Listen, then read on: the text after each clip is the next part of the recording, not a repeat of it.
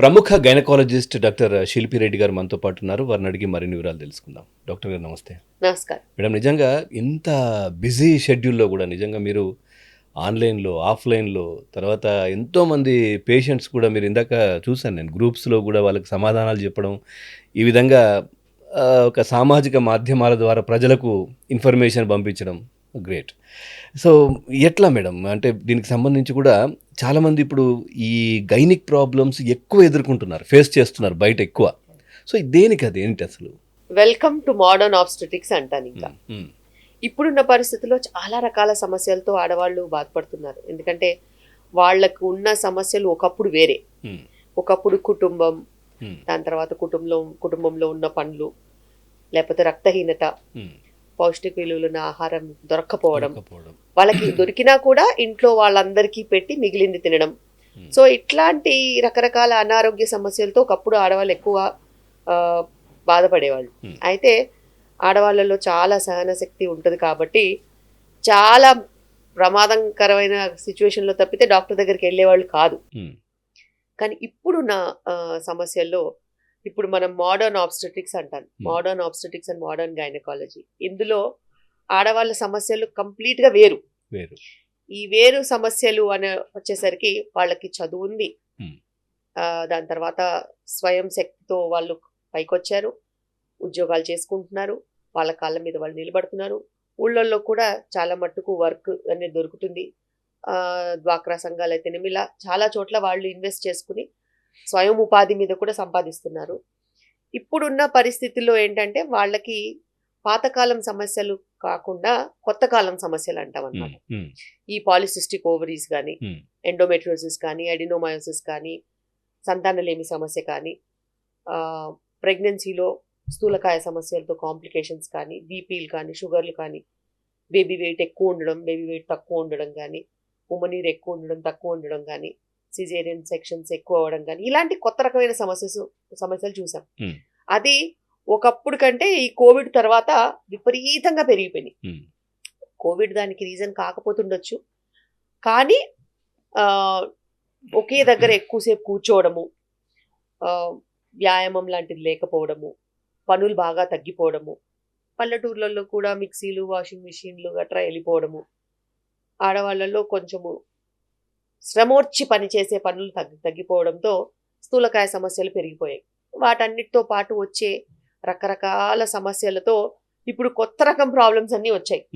So అందుకే ఓ 15 ఏళ్ల ముందు నేను ప్రాక్టీస్ చేసిన ఆబ్స్టెటిక్స్ గైనకాలజీ వేరు, ఇప్పుడున్న పరిస్థితి అప్పుడు వచ్చిన సమస్యలు వేరు, ఇప్పుడు వస్తున్నవి వేరు అన్ని. ఖచ్చితంగా. తర్వాత రూరల్ నుంచి కూడా వస్తుంటారు కదా మేడం మీ దగ్గర చాలా మంది చూపించుకోవడానికి.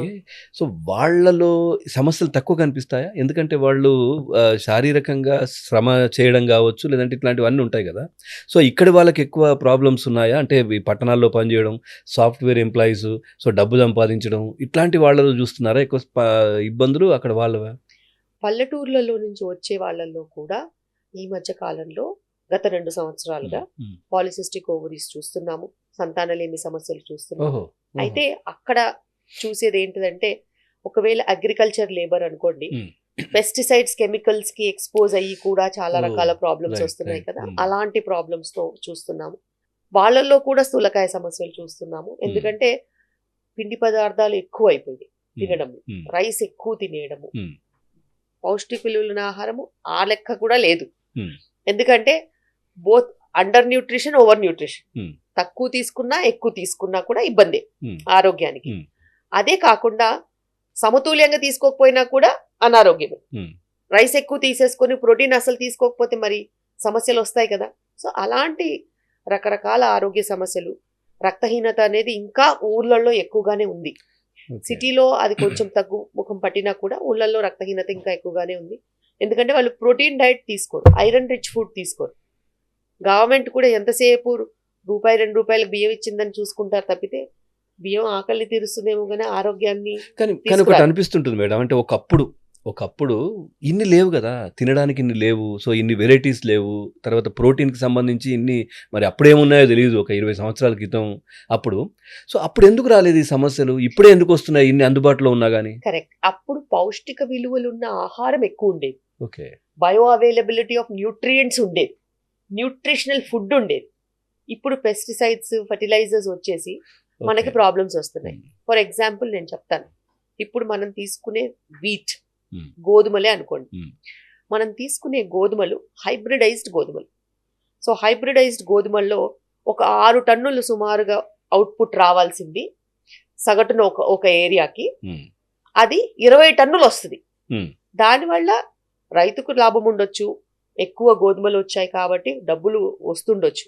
కానీ ఈ హైబ్రిడైజ్డ్ వీట్ వల్ల ఈ జిగి శాతం ఎక్కువ ఉంటుంది. ఈ జిగి శాతం ఎక్కువ ఉన్నప్పుడు గ్లూటెన్ అంటాం. ఈ గ్లూటెన్లో పౌష్టిక విలువలు చాలా తగ్గిపోతాయి. అదే కాకుండా దానివల్ల షుగర్ రావడము, దానివల్ల స్థూలకాయ సమస్యలు రావడము, దానివల్ల ఇన్సులిన్ రెసిస్టెన్స్ రావడము, ఇవన్నీ కూడా మనం చూస్తున్నాం. పాతకాలం వీట్ కాప్లీ వీట్ అంటారు. ఓకే. కాప్లీ వీట్ తక్కువ దిగుబడి వస్తుంది, కానీ దానివల్ల కొంచెము రంగు ఎక్కువ ఉన్నా, చపాతీస్కి కానీ దేనికైనా కానీ రంగు ఎక్కువ ఉన్నా కూడా ఆ వైట్నెస్, ఆ గ్లూటెన్ అనేది ఉండదు. దానివల్ల ఆరోగ్యరీత్యా ఎటువంటి హాని ఉండదు. ఇప్పుడు వచ్చే హైబ్రిడైజ్డ్ వీట్ వల్ల చాలా చాలా చాలా ప్రాబ్లమ్స్. అలాగే పాతకాలంలో రైస్ అనేది ఓన్లీ పండక్కి చేసుకునేవాళ్ళు, లేకపోతే కొర్రలు, సజ్జలు, సాములు, ఎరుకలు ఇలాగే తీసుకునేవాళ్ళు. ఇప్పుడు అవి పండక్కి కూడా చేసుకోవట్లేదు, ఓన్లీ ప్రతిరోజు రైసే తింటున్నారు. ఆ రైస్లో కూడా double polish, triple polish rice కూడా తింటున్నారు, బికాజ్ ఆ టెక్స్చర్ కోసం. ఎందుకంటే అది నాలుకకి అడిక్టింగ్. సో ఆహారం అనేది చాలా రకాలుగా మారింది. అండ్ పాతకాలంలో ఇంటి చుట్టుపక్కల ఇప్పుడు పెరట్లో ఏదైనా ఆకుకూరలు వేసుకోవడము, టమాటాలు వేసుకోవడము, ఏదో దొరికినట్టు సీజన్ లో తినేవాళ్ళు. అన్ సీజన్ ఏదైనా దొరకకపోతే అలాగే శనగపిండితో ఏదో కూర చేసుకోవడము, అలా గుడ్లు దొరికి గుడ్లతో ఏదో చేసుకునేవాళ్ళు. సో కానీ ఇప్పుడు అలా కాదు. ఇప్పుడు సీజన్, అన్ సీజన్ ఫుడే ప్రయారిటీ. అండ్ మన దేశానికి వచ్చినట్టు అయితే పాశ్చాత్య దేశాల నుంచి వచ్చిన కల్చర్ ద్వారా నూడిల్స్, ఫర్ ఎగ్జాంపుల్ తీసుకోండి, నూడిల్స్ ఆ మైదా కూడా లేకుండా చాలా హీనమైన క్వాలిటీ నూడిల్స్ని చిన్న చిన్న పల్లెటూర్లలో కూడా నూడిల్స్ స్టేషన్స్ పెట్టేసేసి 50 రూపాయలకు 40 రూపాయలకు అమ్ముతున్నారు. సో అటు కూలి చేసుకుని వచ్చే వాళ్ళు కూడా అది కొనుక్కుని తినేసి వెళ్ళిపోతున్నారు. మరి ఆరోగ్యం ఎలా ఉంటుంది? సో ఈ నూడిల్స్ బండ్లు కానీ ఇలా ఎన్నో రకాల చిరు తిళ్ళు ఉన్న బండ్లు ఊళ్ళల్లో కూడా వెళ్ళిపోయినాయి. సో వీటి ద్వారా అనారోగ్యం తప్పితే ఆరోగ్యం వచ్చే సమస్య లేదు. అదేవిధంగా ఆయిల్స్, ఎంత హీనంగా ఒక ఆయిల్ క్వాలిటీ ఉంటుందంటే, ఒకప్పుడు గానుగాడించుకున్న నూనెలే కదా, పంట వచ్చింది నూనె గానుగాడిచ్చాము, గానుగాడిచ్చిన నూనెలు వాడుకునేవాళ్ళు. ఆ మిగిలిపోయిన పిప్పి కూడా ఇంట్లో వాడుకోవడము. ఇప్పుడు తెలగపిండి అనుకోండి, కూరలు చేసుకోవడానికి, తర్వాత వాడుకోవడానికి పక్కన పెట్టడము, లేకపోతే ఆవులకో గేదెలకో వేసేవాళ్ళు, లేకపోతే ఎరువు కింద మళ్ళీ అదే ఎరువు కింద మనకి మొక్కలకి వెళ్ళిపోయేది. కానీ ఇప్పుడు అదే ఆయిల్ ని హై టెంపరేచర్స్ కి తీసుకెళ్లి దాన్ని ఎక్కువ షెల్ఫ్ లైఫ్ మెయింటైన్ చేయడం కోసము చాలా హైడ్రోజనేటెడ్ ఆయిల్స్ లాగా, రిఫైన్డ్ ఆయిల్స్ లాగా వచ్చేసరికి వాటి వల్ల ఎన్నో రకాల ఆరోగ్య సమస్యలు. దాన్ని మళ్ళీ మార్కెట్ చేస్తారు, అడ్వర్టైజ్ కూడా చేస్తారు, కానీ రిఫైన్డ్ ఆయిల్స్తో చాలా రకాల సమస్యలు ఉన్నాయి. సో అదొకటి మేడం, అంటే ఈ మధ్యకాలంలో అంటే దీనికి రిలేటెడ్గా మనం మాట్లాడుకుంటే కనుక, అంటే నేను ఇంటి దగ్గర కొంచెం చూస్తున్నది సందర్భం, ఒకప్పుడు ఈ మెన్సెస్ అంటే అమ్మాయిలకు రావడం అనేది ఒక ఏజ్లో, అంటే 9-10 ఇయర్స్, అంటే 10th క్లాస్, అంటే 10th క్లాసు అట్లా కనిపించేది. ఇప్పుడు 8th or 7th కూడా ఫంక్షన్ ఉంది వెళ్తున్నామని చెప్పేసి అంటే అసలు అర్థం వాళ్ళకి అసలు ఏంటో కూడా తెలియని పరిస్థితి కదా మేడం.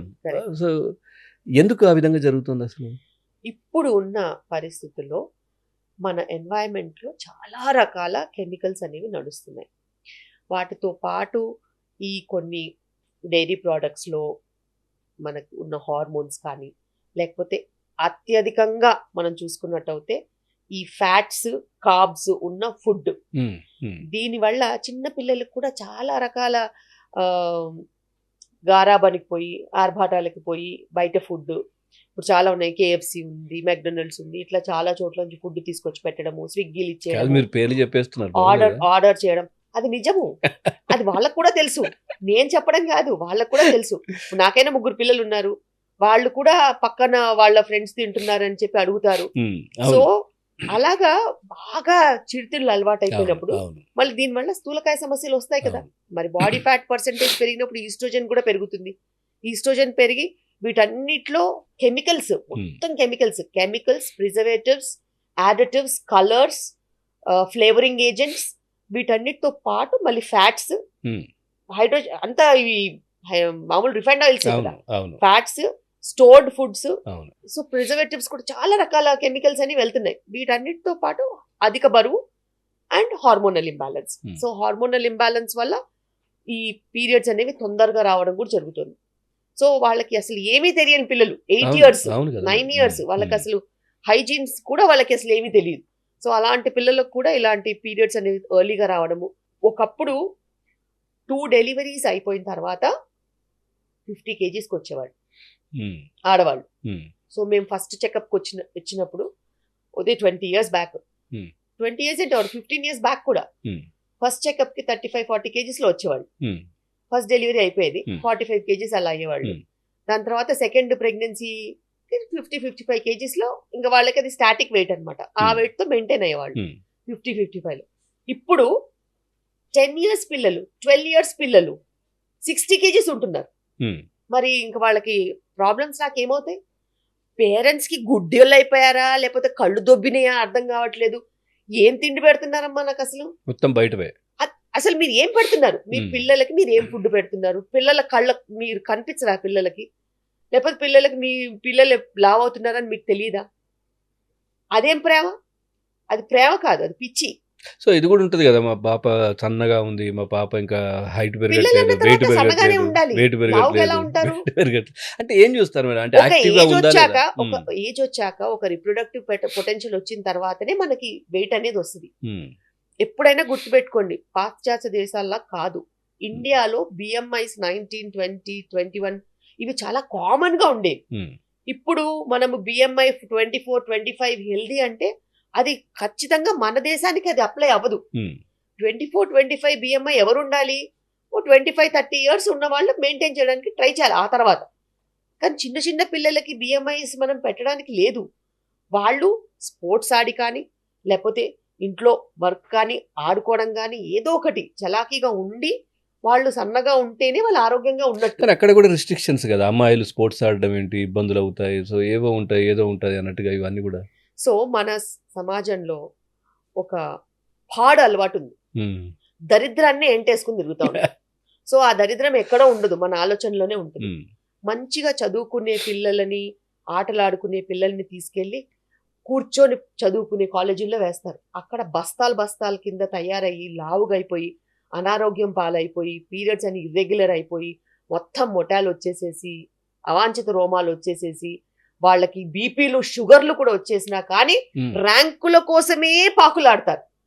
ర్యాంకుల కోసం పాకులాడే తల్లులు తండ్రులారా, మీకు ఇది కరెక్ట్ కాదు. పిల్లల వయస్సుకి తగ్గట్టు ఆరోగ్యం మెయింటైన్ చేసుకుంటే ఆరోగ్యంతో ఖచ్చితంగా తెలివితేటలు ఉంటాయి. మీరు ఆరోగ్యాన్ని పక్కన పెట్టి ఎంతసేపు రుద్దిందే రుద్ది చెప్పిందే చెప్పి వాళ్ళని బూట్ పాలిష్ చేసినట్టు పాలిష్ చేస్తే షైన్ వస్తుంది తప్పితే హెల్త్ రాదు. అండ్ వాళ్ళు సడన్గా పోనీ ఏదైనా అచీవ్ చేశారే అనుకోండి, అచీవ్ చేసి వెళ్ళిన చోట ఎంత ప్రాబ్లమ్స్ అవుతాయి, ఎంత అనారోగ్యంతో ఉంటే వాళ్ళకి తర్వాత లో కాన్ఫిడెన్స్ ఎట్లా వస్తుంది, వాళ్ళకి వచ్చే సమస్యలు ఏంటిదని వీళ్ళకి అనవసరం. వీళ్ళు అర్జెంటుగా వాళ్ళు ఐఐటి క్రాక్ చేయాలి, ఎంబీబీఎస్లు అయిపోవాలి, డాక్టర్స్ అయిపోవాలి, ఇంజనీర్లు అయిపోవాలి, ఆరోగ్యం ఉండని లేకపోతే వాళ్ళకి అనవసరం. అక్కడికి వెళ్ళి హార్ట్ అటాక్ వచ్చినా పర్వాలేదు, కానీ అక్కడికైతే వెళ్ళాలి. ఇప్పుడు చిన్న చిన్న పిల్లల్లో ఎన్ని రకాల ఆరోగ్య సమస్యలు వస్తున్నాయి చెప్పలేకుండా ఉన్నాం. అసలు అది వచ్చే వయసేనా? వాళ్ళు ఏం చూసారని వాళ్ళు సూసైడ్స్ చేసుకుంటున్నారు, వాళ్ళు ఏం చూసారని వాళ్ళకి డిప్రెషన్ వస్తుంది, వాళ్ళకి ఏం చూపించారని వాళ్ళ ఆరోగ్య సమస్యలు వస్తున్నాయి. సో ఇవన్నీ కూడా తల్లిదండ్రులు, సమాజము, చదువుకునే ప్లేస్ నడిపే మనుషులు కరెక్ట్ ఇన్ఫర్మేషన్ ఇవ్వాలి.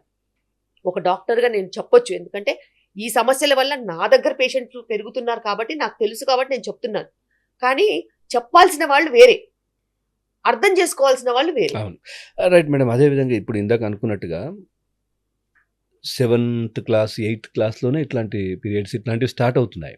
సో వాళ్ళకి ఇప్పుడు గతంలో మ్యారేజ్ ఏజ్ వచ్చేసరికి 18, 19 అని పెట్టుకున్నారు. అది ఓకే. సో ఇప్పుడు మరి ఏంటిది? ఎప్పుడు మ్యారేజ్ చేసుకోవాలి? ఆ తర్వాత ఎప్పుడు కంటిన్యూ అవ్వాలి? ఎప్పుడు డెలివరీ అవ్వాలి? ఎట్లా ఉంటదసలది?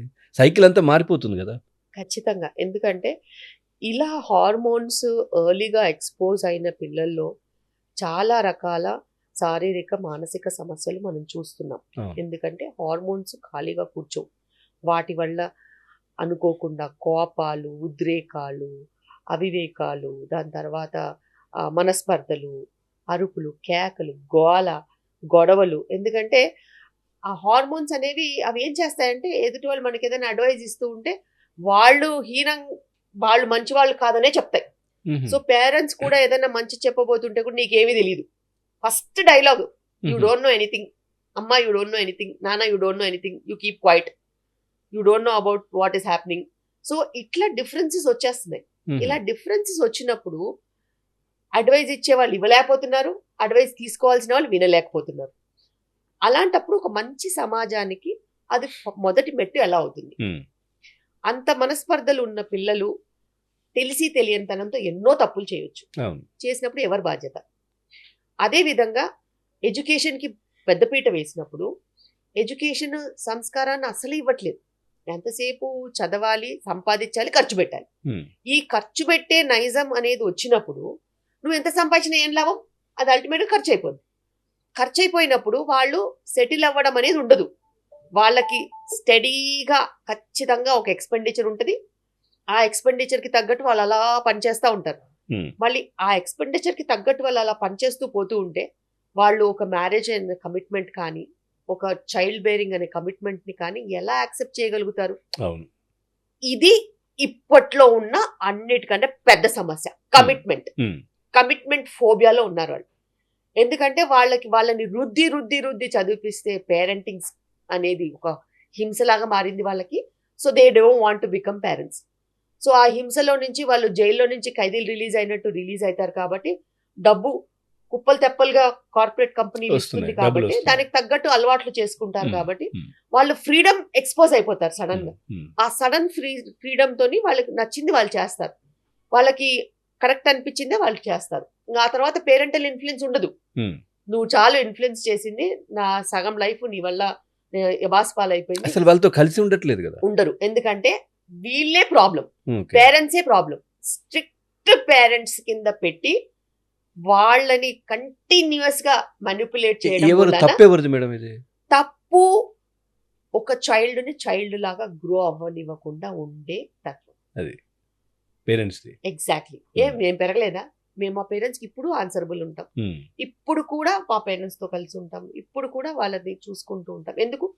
మన పేరెంటింగ్ స్కిల్ తప్ప. అవును. సో, మన పేరెంట్స్ ఎలా పెంచారు? వాళ్ళు హోల్సమ్ 360 డిగ్రీ గ్రోత్‌కి పెద్దపీటేశారు. నువ్వు స్పోర్ట్స్‌లో ఎళ్తావా? వెళ్ళు. నువ్వు ఒకవేళ ఎడ్యుకేషన్‌లో ఎళ్తావా? వెళ్ళు. అవి 2 బ్యాలెన్స్ చేసుకో. ఎప్పుడైతే కరెక్ట్‌గా ఒక కెరియర్‌కి వచ్చేటప్పుడు డిసైడ్ చేసి చెప్పేవాళ్ళు.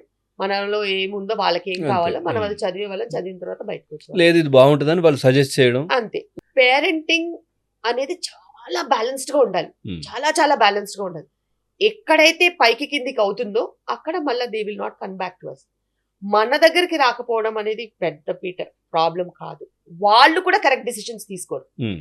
ఎందుకంటే వాళ్ళకి ఒకలాంటి రిస్ట్రిక్టివ్ ఎన్వైరన్మెంట్‌లో పెంచేసరికి సడన్ ఫ్రీడమ్‌ని అందరూ మంచిగా తీసుకోలేరు. కొంతమంది తీసుకుంటారు, కొంతమంది తీసుకోలేరు. సో, ఫ్రీడమ్ అనేది కరెక్ట్‌గా బ్యాలెన్స్ చేయాల్సిన టైంలో వాళ్ళకంత ఏజ్ బెనిఫిట్ సో, ఉండదు. అట్లా జేస్తున్నారు. ఏజ్ అయిపోతోంది. ఆ తర్వాత కార్పొరేట్ మంచి పెద్ద కంపెనీలో జాబు, డబ్బులు ప్రెషరు, ఇవన్నీ వర్క్ జూస్తున్నారు ప్రెషరు. మేడం. ఇవన్నీ జూస్తున్నారు గదా! సో, మ్యారేజ్‌ని అంటే అప్పటి వరకు కూడా మేము ఒక బాక్స్‌లో పట్టేసినట్టుగా ఉండిపోయాము. మ్యారేజ్‌ని గూడా పోస్ట్‌పోన్ జేయడం. అంటే 30 తర్వాత, 35 తర్వాత, 40 తర్వాత గూడా 40 ఆ టైంలో చేసుకోవడం వల్ల ఇంకా ఏముంటదసలు? సో, బేసిక్‌గా ఇప్పుడున్న కల్చర్‌లో వాళ్ళు ఈక్వాలిటీ కోసం హ్మ్. ఒకటి ఇప్పుడు అమ్మాయిలనుకోండి. మేము అబ్బాయిల కంటే ఏది తక్కువ లేము. మేము కాంపిటీటివ్‌గా ఉంటాం. మేము ఉద్యోగాలు చేస్తాం. మంచి పొజిషన్స్‌కెళ్తాము. మాకు కూడా ఈక్వల్ రైట్స్ ఉండాలి. ఈక్వల్ ప్రమోషన్స్ ఉండాలి. మళ్ళీ మ్యారేజ్, ప్రెగ్నెన్సీ అంటే ఎక్కడ వెనక్కి పడిపోతాము అనే ఒక ఉద్దేశంతో కూడా వాళ్ళు కొంచెం కెరియర్‌లో సెటిల్ అయ్యేంత వరకు, వాళ్ళంతట వాళ్ళు బ్యాలెన్స్ అయ్యేంత వరకు లేకపోతే వాళ్ళకి కనీసం ఒక ఇల్లు లేకపోతే ఒక కారు ఇట్లా చాలా అనుకుంటారు. అవును. వాళ్ళు అనుకునేంత వరకు వాళ్ళు మ్యారేజ్ వైపు వెళ్ళట్లేదు. ఉమ్, సో మ్యారేజ్ వైపు వెళ్ళకపోగా వాళ్ళకి కంపానియన్షిప్, ఫ్రెండ్షిప్లు ఇవన్నీ కూడా ఉంటాయి కాబట్టి వాళ్ళకి అంత లో వెల్త్ అనిపించదు. Um, they will not lack anything. Friends ఉంటారు, ఇంట్లో పేరెంట్స్ ఉంటారు, లైఫ్ నడుస్తోంది, అన్ని అచీవ్ చేసుకుంటూ వెళ్తున్నాం కాబట్టి ఆ కిక్కులో అలా వెళ్ళిపోతారు. దాని తర్వాత ఆఫ్టర్ అ సర్టన్ టైం అంతా వచ్చిన తర్వాత ఏముండదు. వాళ్ళకి ఏజ్ దాటిపోయామని అనిపిస్తుంది. సో ఏజ్ దాటిపోయిన తర్వాత ఏదో ఒక కాంప్రమైజ్ లో మ్యారేజ్ చేసుకుంటారు. ఉమ్, ఇప్పుడున్న పరిస్థితిలో చాలా ఫర్టిలిటీ ఇష్యూస్ కూడా వస్తున్నాయి. ఉమ్, మళ్ళీ అందులో పడ్డారనుకో అదొక లూపు. ఉమ్, అండ్ ఉద్యోగం అన్న తర్వాత వాళ్ళ ఉద్యోగాల్లో కూడా ఈ మధ్య చాలా ప్రెషర్, ఉమ్, చాలా ఎక్కువ టైం తీసేసుకుంటుంది. ఉమ్, సో వాళ్ళ పర్ఫార్మెన్స్ కానీ వాళ్ళ టైం కానీ మొత్తం తీసుకున్నప్పుడు వాళ్ళకి వేరే విషయాల గురించి ఆలోచించే టైం కూడా ఉండదు. ఉండదు. అందులోనే ప్రెగ్నెన్సీ కూడా వచ్చేస్తుంది. So they don't have time for planning pregnancy. అలా ఇంకా ఏజ్ దాటుతుంది అని ఇంట్లో వాళ్ళు ప్రెషర్ చేసిన టైంలో ఏదో రకంగా ప్రెగ్నెంట్ అవ్వాలనే ఒక టెండెన్సీతో ఫర్టిలిటీ ట్రీట్మెంట్స్ మొదలు పెడతారు. అంతే. ఉమ్, మళ్ళీ ఆ లూప్ లో పడిపోతారు. ఉమ్, సో ఇట్లా ఒక లూప్ లో నుంచి ఇంకో లూప్ లో నుంచి ఇంకో లూప్ లో వెళ్తున్నారు తప్పితే సరైన డైరెక్షన్ లో అసలు చాలా మంది వెళ్ళట్లేదు, మిస్ అయిపోతున్నారు. సో ఇదొకటి. దీంతో పాటుగా కూడా ఇప్పుడు కొత్తగా కొన్ని వినున్నాం. అంటే ముందే ఎంబ్రియో తీసేసుకొని ఎగ్ రెడీ చేపించేసుకొని పక్కన పెట్టేసుకొని మనకు అవసరం ఉన్నప్పుడు పెట్టించేసుకోవచ్చు కదా అనే ఆలోచనలు కూడా చాలా మంది చేస్తున్నారు. ఎంతవరకు కరెక్ట్ అది?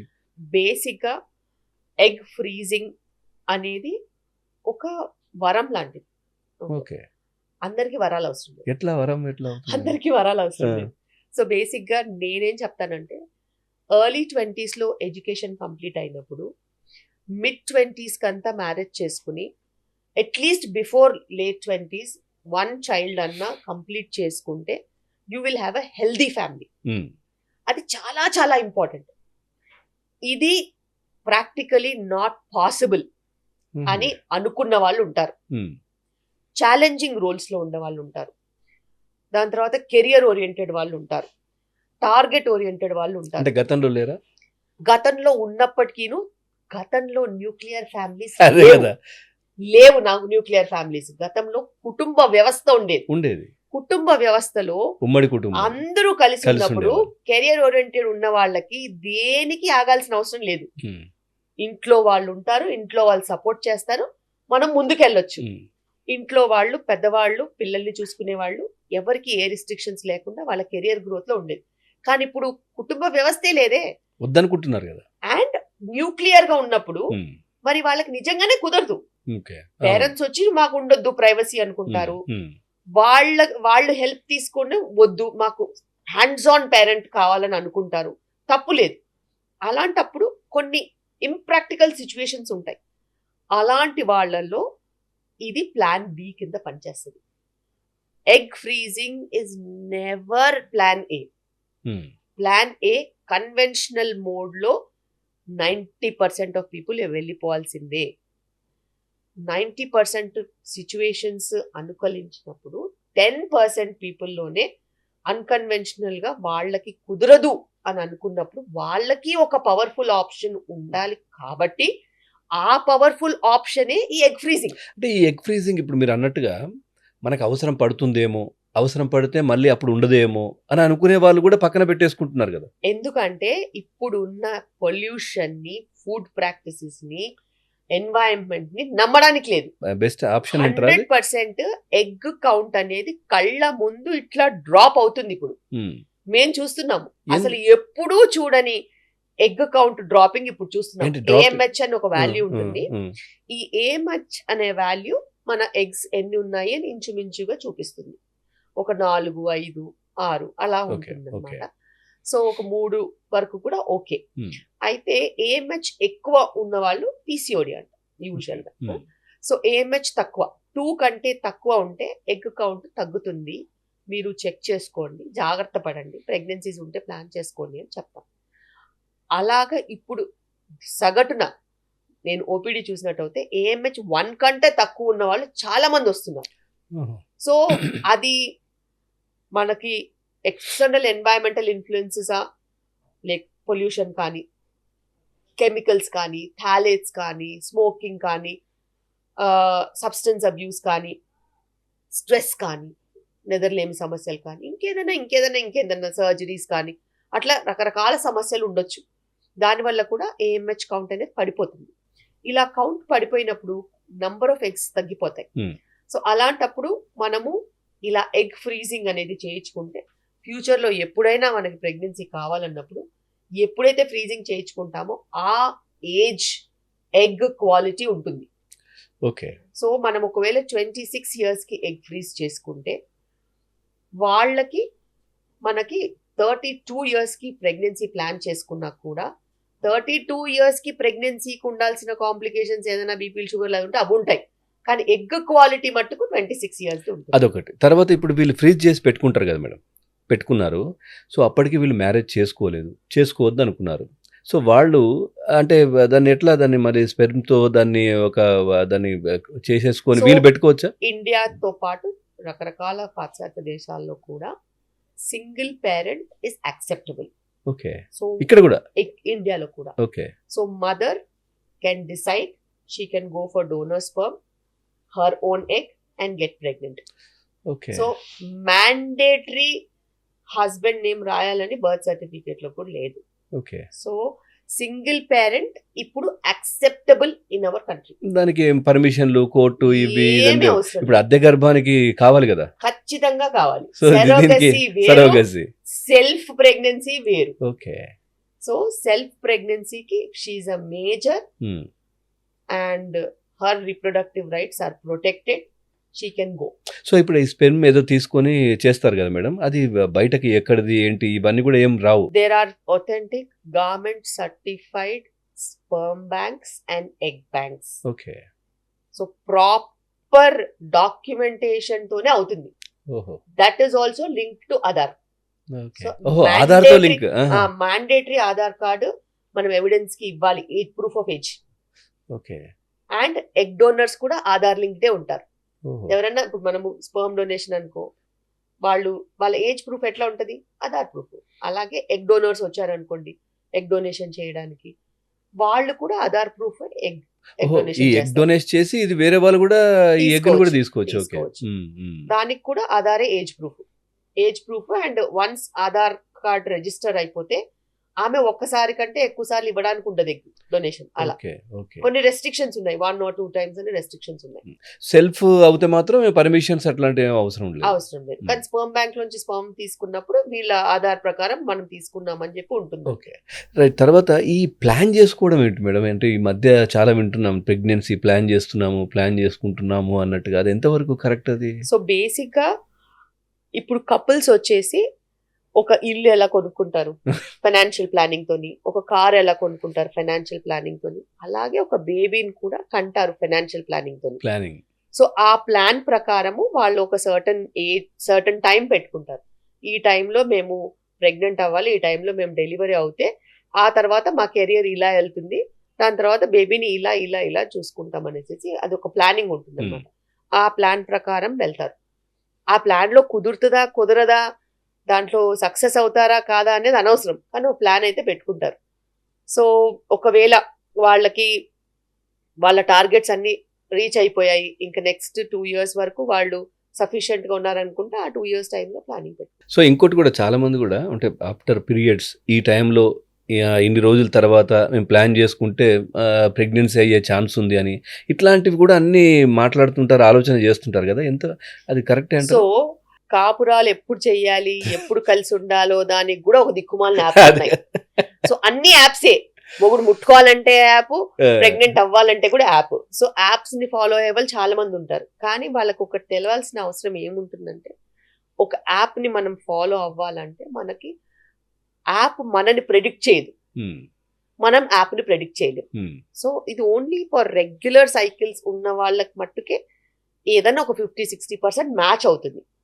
బట్ వీళ్ళు యాప్ ను ఫాలో అయినప్పటి నుంచి వచ్చిన యాంగ్జైటీతో అన్ని ఇర్రెగ్యులర్ గానే అవుతాయి. ఏది రెగ్యులర్ యాప్ పైనే ఉంటుంది. ఒక కెమిస్ట్రీ కానీ, ఒక కంపానియన్షిప్ కానీ, ఒక హ్యూమన్ రిలేషన్స్ కానీ ఏముండదు, అంతే యాపే. Everything is app. సో అది చాలా చాలా తప్పు. అది గైడ్ చేయడానికి పనికొస్తుందని చాలా మంది యాప్స్ చేస్తున్నారు తప్పితే యాప్స్ వాడుకునే వాళ్ళలో ఎంత స్ట్రెస్ లెవెల్ ఉంటుంది, వాళ్ళలో ఏం జరుగుతుంది అనేది మాకు తెలుసు. చాలామంది కూడా ఈ అంటే మామూలుగా ప్రెగ్నెంట్ అవ్వకుండా ఉండడం కోసం మెడిసిన్స్ ఇవన్నీ తీసుకుంటుంటారు కదా మేడం.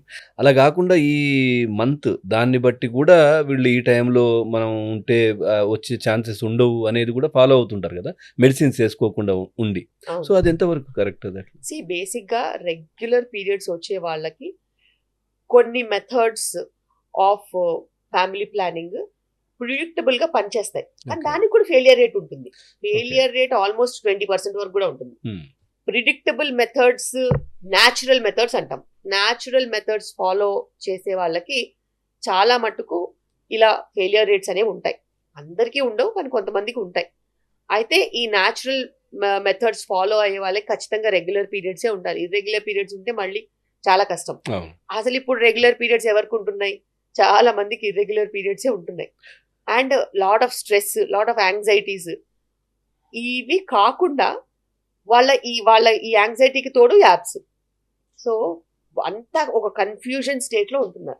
అట్లాగే మేడం, ఈ గర్భ నిరోధక మాత్రలు వేసుకుంటారు కదా, సో అది ఆపేసిన తర్వాత మళ్ళీ ఏమైనా ఇబ్బందులు తలెత్తే అవకాశం ఉంటుందా? అది సేఫేనా అసలు? ఇప్పుడు ఉన్న కాంట్రసెప్టివ్ పిల్స్, ఒక గర్భ నిరోధక మాత్రలు ఏవైతే ఉన్నాయో వాటికి ఒక 50-70 ఏళ్ల హిస్టరీ ఉంది. అప్పుడు తయారైన మెడిసిన్స్ వేరు, ఇప్పుడు వచ్చే మెడిసిన్స్ వేరు. అప్పుడు తయారయ్యే డోస్ వేరు, ఇప్పుడు తయారయ్యే డోస్ వేరు.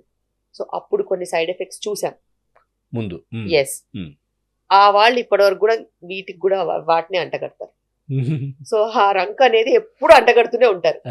ఇప్పుడు ఉన్న కొత్త గర్భ నిరోధక మాత్రల్లో తక్కువ డోస్ ఉంది, సైడ్ ఎఫెక్ట్ ప్రొఫైల్ కూడా తక్కువ. అదే విధంగా వాళ్ళు రెగ్యులర్ గా తీసుకున్నట్టయితే ఎగ్ కౌంట్ కొంచెం ప్రిజర్వ్ చేసుకోవడము, పీరియడ్స్ రెగ్యులర్ గా రావడము, బ్లీడింగ్ తక్కువగా అవ్వడము, పెయిన్ ఉండకపోవడం, ఇలా ఎన్నో రకాల పాజిటివ్ బెనిఫిట్స్ కూడా ఉన్నాయి. సో కాంట్రసెప్టివ్ పిల్స్ అనేవి ఖచ్చితంగా బై ప్రిస్క్రిప్షనే తీసుకోవాలి. సో నా ఫ్రెండ్ తీసుకుంటుందని నేను తీసుకుంటున్నాను మా చెల్లికి రాసిన చాలా చిరాకుగా ఉంటుంది. సో పారాసెటమాల్ ఊరంతా వేసుకొని ఇవ్వద్దు కదా, అది ప్రిస్క్రిప్షన్ ఉంటేనే ఇవ్వాలి కదా, అట్లా. సో మన ఇండియాలో దౌర్భాగ్యం ఏంటంటే యాంటీబయాటిక్స్ కూడా ప్రిస్క్రిప్షన్ లేకుండా డిస్పెన్స్ చేసేస్తారు. దాంతో ఏం దరిద్రాలు వస్తాయో అసలు ఎవరికి తెలియదు, అనవసరం. ఫస్ట్ బిజినెస్ అయిపోవాలబ్బా, డిస్పెన్స్ అయిపోవాలి, డబ్బులు గల్లాలోకి వచ్చేయాలి అంతే. అవతలోడికి దానివల్ల చావు వచ్చిందా, బతికొచ్చిందా, ఎలర్జీ వచ్చిందా, అనాఫిలాక్సిస్ వచ్చిందా, ప్రాణం పోయిందా, ఉందా లేదా అనవసరం. డబ్బులు తీసుకోవాలి, అమ్మేయాలి. సో ఇలాగా రకరకాల ప్రాబ్లమ్స్ లో ఈ గర్భనిరోధక మాత్రలు కూడా వస్తాయి. వాటికి హార్మోన్ టాబ్లెట్స్ కాబట్టి ఒక సెట్ ఆఫ్ పాపులేషన్ ఉంటుంది. ఒబేస్, డయాబెటిక్, హై బీపీ ఉన్నవాళ్ళు, బ్లడ్ కోయాగులేషన్ ప్రాబ్లమ్స్ ఉన్నవాళ్ళు, దాని తర్వాత ఇంట్రాక్రీనల్ ప్రాబ్లమ్స్, లివర్ సమస్యలు ఉన్నవాళ్ళు, ఇట్లా కొన్ని ఒక సెట్ ఆఫ్ పాపులేషన్కి అసలు అది ఇవ్వద్దు. ఇస్తే వాళ్ళకి కాంప్లికేషన్స్ వస్తాయి. వాళ్ళలో రకరకాల సైడ్ ఎఫెక్ట్స్ చూసే ప్రొఫైల్ ఉంటుంది. అది డాక్టర్ అయితేనే ఐడెంటిఫై చేయగలుగుతారు. ఐడెంటిఫై చేసి స్మోకర్స్, సో వీళ్ళలో క్లాట్ ఫార్మేషన్ టెండెన్సీ ఉండే ఛాన్సెస్ ఉంటాయి. లివర్ ప్రాబ్లమ్స్ ఉన్నలో అదే మెటబలైజ్ అవుతుంది కాబట్టి ఇప్పుడు టీబీ మెడిసిన్స్ వేసుకుంటుంది, కాంట్రసెప్టివ్ పిల్ వేసుకుంటుంది, అది పనిచేయదు. టీబీ మెడిసిన్, కాంట్రసెప్టివ్ పిల్ రెండు లివర్కే వెళ్తాయి. సో ఫాస్ట్ గా లివర్ క్లియర్ చేసేస్తుంది. సో అట్లా కొన్ని టాబ్లెట్స్ కి దీనికి దానికి అసలు అగేన్స్ట్ గా పనిచేస్తాయి. సో అలాంటప్పుడు ఇవ్వద్దు. ఖచ్చితంగా డాక్టర్ని కలవాల్సిందే. ఖచ్చితంగా కాంట్రసెప్టివ్ పిల్స్ తీసుకోవాలంటే డాక్టర్ని కలవాల్సిందే, డాక్టర్ కి హిస్టరీ ఇవ్వాల్సిందే, డాక్టర్ మీ మొహమే కాదు మీ ఆకారం కూడా చూడాల్సిందే. ఎందుకంటే నువ్వు 100 కిలోలు ఉండి నువ్వు కాంట్రసెప్టివ్ పిల్స్ నెలల తరబడి వేసుకుంటే నీకు సైడ్ ఎఫెక్ట్ వచ్చే ఛాన్సెస్ ఉంటాయి. బ్లడ్ కోయాగులేషన్ ప్రాబ్లమ్స్ రావచ్చు. Obesity is a breeding ground for so many health problems. So obesity అది డిజీజ్ కాదు, నాకు ఫ్యామిలీ హిస్టరీ ఉంది, నాకు ఇది నార్మలే అనుకునే వాళ్ళు ఆ చెత్తవాగుడు వాళ్ళ దగ్గరనే పెట్టుకోవాలి. ఎందుకంటే obesity is the master behind several problems. BP, sugar, PCOD, endometriosis, fibroids ఇవన్నీ కాక అన్ని రకాల క్యాన్సర్స్ కి అదే కారణము. One of the reasons, strongest reasons is obesity. Whether it is mental illnesses, whether it is physical illnesses, whether it is cancers, whether it is diabetes, hypertension, cholesterols, clotting problems, sudden deaths, ఏ దరిద్రానికి కూడా ఒబేసిటీయే కారణం. So people should not encourage obesity and people should not make obesity a normal entity. ఎంత దుర్మార్గం దౌర్భాగ్యంగా తయారైందంటే ముచ్చటగా 40-50 కిలోలతో తిరిగే అమ్మాయిలందరూ ఎంత బాగా ప్రెగ్నెంట్ అయ్యి ఎంత మంచిగా డెలివరీ అయ్యేవాళ్ళు, ఇప్పుడు వాళ్ళే 70, 80, 90, 100 కిలోలు అయ్యేసరికి ప్రెగ్నెన్సీలో కాంప్లికేషన్స్ ఎన్ని వస్తున్నాయంటే, కాంప్లికేషన్స్ మటుకు అక్కర్లా, కాంప్లికేషన్స్ మటుకు ఉండొద్దు. ఎందుకు ఉండవు? ఖచ్చితంగా మరి మీకు వెయిట్ ఎక్కువ ఉన్నప్పుడు కాంప్లికేషన్స్ ఉంటాయి. మినిమం ఎంత ఉండాలి మేడం వెయిట్ అంటే ఒక అమ్మాయి? మినిమం ఎంత అనేది కాదు, వాళ్ళ హైట్ కి తగ్గట్టు వాళ్ళ పర్సనాలిటీ ఉండాలి. And Indian heights, Indian weights కి చాలా చాలా ఇంపార్టెంట్. వాళ్ళు ఎంతసేపు నా హైట్ కి నేను 80 kgs కూడా ఉండొచ్చు అంటే కుదరదు. అది క్యాలిక్యులేషన్ కాదు. సో నీ హైట్, అమ్మాయిలు సుమారుగా ఇండియాలో చాలా సన్నగా ఉండేవారు. 60, 55, 50 any reproductive age group 55 people should be less than 50 kg for somebody average 5'3", 5'4" height ఉన్నవాళ్ళు. ఇంకా 5'6" హైట్ ఉన్న వాళ్ళు ఒక 5 కిలోలు అటు ఇటు. కానీ ఇప్పుడు అలా చూడడం చాలా తగ్గిపోయింది. ఇప్పుడు అందరూ పేరెంట్స్ కూడా ఆ 60-80 సెగ్మెంట్ ఎక్కువైపోయేసరికి 60-80 సెగ్మెంటే నార్మల్ అనుకుంటున్నారు. బట్ అది నార్మల్ కాదు. వాళ్ళలో PCODs ఎక్కువ ఉంటున్నాయి, ఫైబ్రాయిడ్స్, ఎండోమెట్రియోసిస్, అడినోమయోసిస్ వచ్చేస్తుంది. మరి ప్రెగ్నెన్సీస్ ఎట్లా ఉంటాయి? వీటి వల్ల వాళ్ళకి సర్జికల్ గా ప్రాబ్లమ్స్ రావచ్చు, మెడికల్ గా కూడా ప్రాబ్లమ్స్ రావచ్చు, స్థూలకాయ సమస్యలతో షుగర్ అనే ప్రాబ్లం కూడా ఉంది కదా. ఎంత అని ఫుడ్ పెట్టకుండా ఉంటాం. ఆఫ్టర్ డెలివరీ ఎందుకు వెయిట్ బాగా పెరుగుతున్నారు? మీరు ఇందాక మనం మాట్లాడుకుంటున్నప్పుడు చిన్నప్పటి నుంచే జంక్ ఫుడ్ కావచ్చు, ఇవన్నీ దీన్ని వెయిట్ పెరగడం ఒకటి, తర్వాత ఆఫ్టర్ డెలివరీ కూడా చాలా వెయిట్ పెరుగుతున్నారు. ఇప్పుడు ప్రెగ్నెంట్ ఉమెన్ నే ఒక గిల్ట్ లో చంపేస్తున్నారు. నువ్వు బేబీకి పెట్టాల్సిందే, నువ్వు తిన్నదంతా బేబీకి వెళ్తుంది, నువ్వు ఇది తినాలి, అది తినాలి, ఏదేదో తినాలని చెప్పేసి వాళ్ళు ప్రెగ్నెంట్ గా ఉన్నప్పుడు తినలేనివన్నీ ఈమెతో తినిపించేసేయాలి. ఈమె కూర్చొని పని చేస్తుందా, ఉద్యోగానికి వెళ్తుందా, లేకపోతే ఇంట్లోనే ఖాళీగా ఉంటుందా, లేకపోతే పని వాళ్ళతో పని చేయించుకుంటూ అలా కాలక్షేపం చేస్తుందా, లేకపోతే సాఫ్ట్వేర్ ఎంప్లాయీ, ఇదంతా అనవసరం. అర్జెంట్ గా ప్రెగ్నెంట్ ఉమెన్ కి ఫుడ్ పెట్టేయాలి, చాలా చాలా క్వాంటిటీస్ లో పెట్టాలి, వెరైటీస్ అన్ని పెట్టేయాలి. వచ్చే వాళ్ళందరూ కూడా ఓన్లీ ఫుడ్ రిలేటెడ్ గానే మాట్లాడతారు. ఫ్రెండ్స్ అయితేనేమి, రిలేటివ్స్ అయితేనేమి, కొలీగ్స్ అయితేనేమి, సిబ్లింగ్స్ అయితేనేమి, husband, mother in law, mother, everybody, the topic is only food. It just revolves around 2 hours ఒకసారి ఏదో ఒకటి ఏం తిన్నావు, ఎంత తిన్నావు, ఎప్పుడు తిన్నావు, ఎక్కడ తిన్నావు, తిన్నావా లేదా, సరిగ్గా తిన్నావా లేదా, ఆ క్వాలిటీ తిన్నావా, ఈ క్వాలిటీ తిన్నావా, నట్స్ తిన్నావా, ఫ్రూట్ తిన్నావా, ఇట్లా రకరకాల టాపిక్స్. ఇదే గిల్ట్ లో ఆ ప్రెగ్నెంట్ ఉమెన్ ని ఆల్మోస్ట్ చంపేస్తారు. ఆ డాక్టర్ ఏం చెప్తుంది, నువ్వు టైంకి తిను, కానీ లిమిటెడ్ గా తిను, ప్రోటీన్ తిను, కార్బ్స్ తినొద్దు, ఎక్కువగా తినొద్దు, జస్ట్ కాంప్లెక్స్ కార్బ్స్, మిల్లెట్స్ అట్లాంటి కిన్వానో లేకపోతే కాప్లీ వీటో ఇట్లాంటివి ఏదైనా తీసుకోనంటే వీళ్ళు అర్జెంట్ గా ఒక 5-6 వెరైటీస్ ఆఫ్ ఫ్రూట్స్ తినేయాలి. ఫ్రూట్స్ లో ఎంత కార్బ్స్ ఉంటాయి? చాలా కార్బ్స్ ఉంటాయి. కార్బ్స్ ఎందుకు తినొద్దు మేడం? ఇప్పుడున్న పనులకి వాళ్ళకి కార్బ్స్ ఎక్కువగా తింటే వాళ్ళంత పని చేయట్లేదు. కూర్చొని ల్యాప్టాప్ లో వర్క్ చేసుకుంటారు. ఇప్పుడు ఒకవేళ కూలి పనికి వెళ్ళే వాళ్ళు అనుకోండి, తినాలి, రైస్ తినొచ్చు, ఫ్రూట్స్ తినొచ్చు, అన్ని తినొచ్చు. కానీ నువ్వు కూర్చొని పని చేసే దగ్గర నువ్వు మొత్తం పొట్టంతా కార్బ్స్ తో నింపేస్తే నీకు ప్రోటీన్ ఏది? So right direction of food ని ఎంత ఇన్ఫ్లుయెన్స్ చేయాలన్నా కూడా వాళ్ళు అదే రాంగ్ డైరెక్షన్కి వెళ్ళిపోతారు. సో ఇవన్నీ ఒకెత్తు అయితే, డెలివరీ అయిన తర్వాత నీ బిడ్డకి పాలు రావు అని ఒక మదర్కి చెప్తే ఎంత బాధపడుతుంది మదర్. ఇంకా బిడ్డకి పాలు ఇవ్వడానికి కోసమని ఏదైనా తింటారు. సో అలాంటి టైంలో కూడా బాగా కార్బోహైడ్రేట్ ఇన్ఫ్లుయెన్స్, బ్రెడ్, పాలు తాగాల్సిందే, రైస్ తినాల్సిందే, ఎల్లిపాయ కారం తినాల్సిందే, ఇట్లా చాలా రకాలుగా సోషల్ ఇన్ఫ్లుయెన్సెస్ చేసి మొత్తం ప్రెగ్నెంట్ ఎంత టార్చర్ అనుభవిస్తారో డెలివరీ తర్వాత కూడా అదే టార్చర్. ఇవన్నీ రెగ్యులర్ గా వినేవే నాకు వినిపిస్తున్నాయి. మీరు చెప్పేవన్నీ కూడా రెగ్యులర్ గా వినపడేవే. చాలా చాలా ఇది ఎంతవరకు నిజం మేడం? అంటే మీరు ఇప్పుడు ఎంత అయితే తింటావో అదంతా బిడ్డకే పోతుంది. కడుపులో ఉన్నటువంటి వాళ్ళ కోసం తినాలి, నీకు తినబుద్ధి కాకుండా నీకు వామిటింగ్ అయినా సరే మళ్ళీ తినాలి. సో బేసిక్ గా ఒక చిన్న ఎగ్జాంపుల్ చెప్తాను నేను. సగటున ఒక నార్మల్ యావరేజ్ వర్క్ చేసుకునే మదర్ ఒక 1500 to 2000 క్యాలరీస్ తింటే చాలు. యావరేజ్గా ఏది మనం కూర్చొని డెస్క్ దగ్గర వర్క్ చేసుకుని సూపర్వైజ్ చేసుకుని ఇంట్లో కొంచెం ఒక ఇద్దరే కదా ఉంటుంది, ఇద్దరికి పని చేసుకునే వాళ్ళైతే ఇంత సరిపోతుంది. దీనికి 300 క్యాలరీస్ ప్రెగ్నెన్సీలో యాడ్ చేసుకుంటే సరిపోతుంది. డెలివరీ అయిన తర్వాత 450 క్యాలరీస్ యాడ్ చేసుకోవాలి. మరి 450 క్యాలరీస్ అంటే వీళ్ళ లెక్క ఎలా ఉంటుందంటే ఖచ్చితంగా డబల్ ఫుడ్ తినాలి అని ప్రెగ్నెన్సీ ఇద్దరి కోసం. డబల్ ఫుడ్ అంటే ఆలోచించండి, ఎన్ని వేల క్యాలరీలు? 4000 క్యాలరీస్. 4000 క్యాలరీస్ కాక ఇంకా నట్స్ తినాలి, ఇంకా 2-3 ఫ్రూట్స్ తినాలి, ఇంకా వీలైతే స్వీట్స్ తినాలి, ఇంకా వీలైతే ఇంకా వీళ్ళు చేసే పిండి వంటలు కూడా తినాలి, హాట్ స్వీట్లు అన్నీ.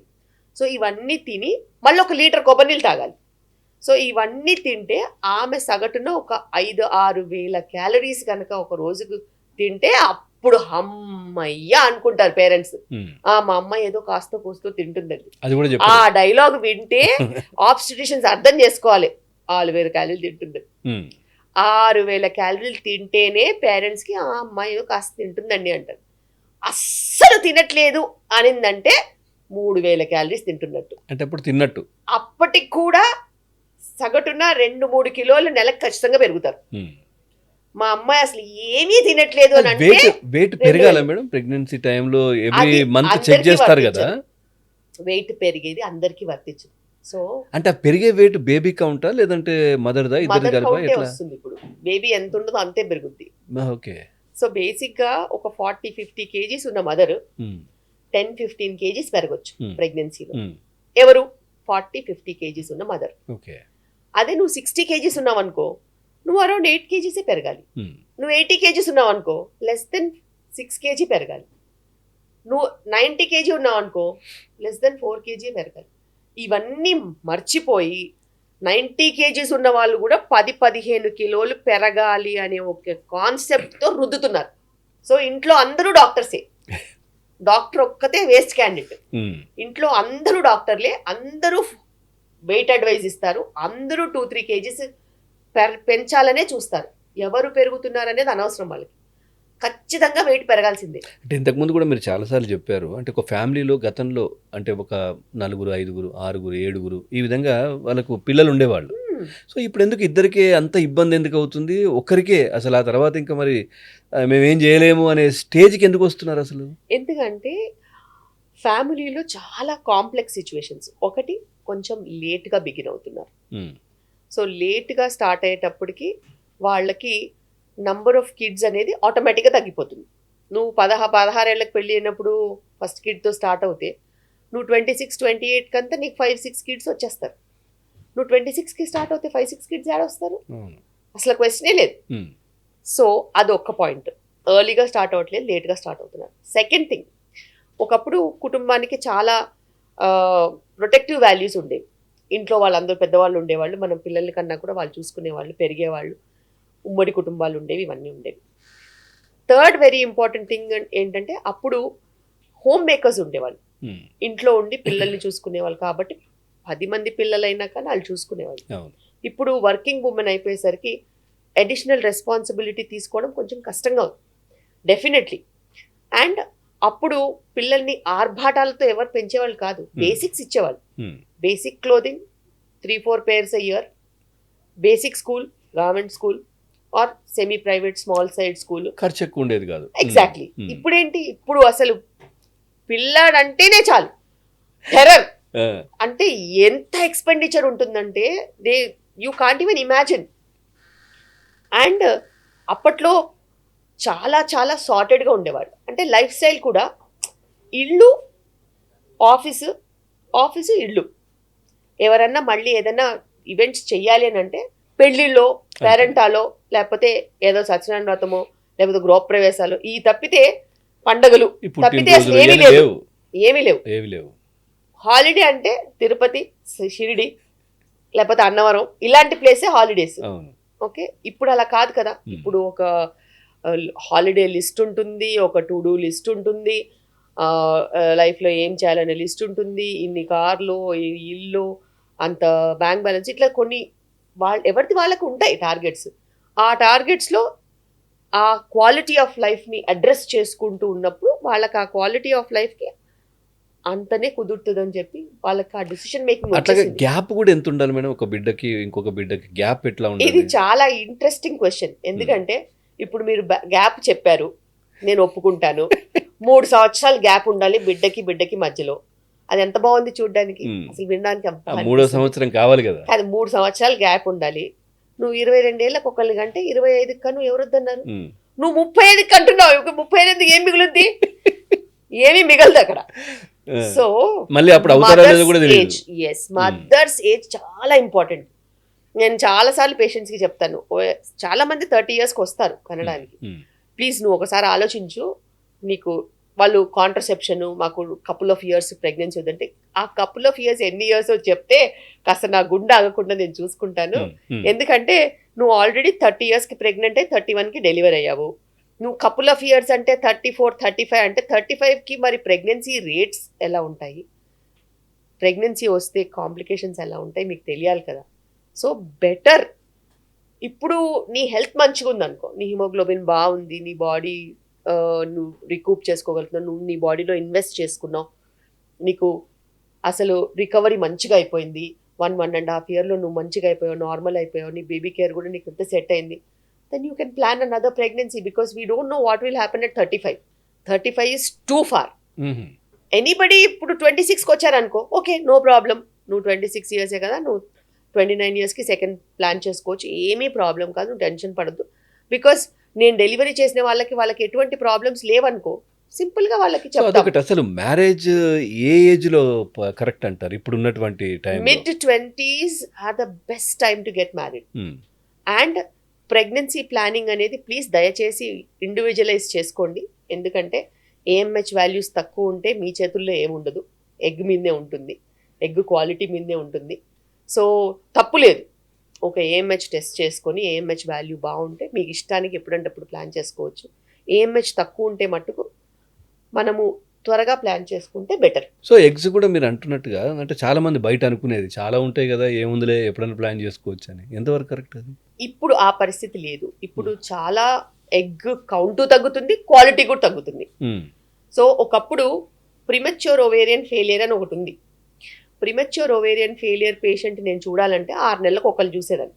ఓకే, సేమ్ ఓపీడీ ఒక 50 to 100 పేషెంట్స్ అడే వేసుకుంటే కూడా 6 నెలలకు ఒక ప్రిమెచ్యూర్ ఓవేరియన్ ఫెయిలియర్ పేషెంట్ నేను చూసేదాన్ని. అది నిజం, అది ఎక్కడైనా ఉంటుంది. కానీ ఇప్పుడు సేమ్ డే 2 పేషెంట్స్ చూస్తున్నాం. అంటే ఎంత ఇన్సిడెన్స్ పెరిగింది, ఎందుకు పెరిగిందో తెలీదు, ఏ కారణం చేత పెరిగిందో తెలీదు. ఇండియాలో ఏంటంటే చాలా సార్లు లైఫ్ స్టైల్ కూడా ఒక రీజన్. మన దగ్గర రీసెర్చ్ అండ్ స్టాటిస్టిక్స్ ఎక్కువ ఉండవు కదా, సో కారణాలు ఏంటో మనం కనుక్కోం. సో ప్రిమెచ్యూర్ ఓవేరియన్ రేట్ కూడా, ఫెయిలియర్ రేట్ కూడా చాలా పెరిగింది.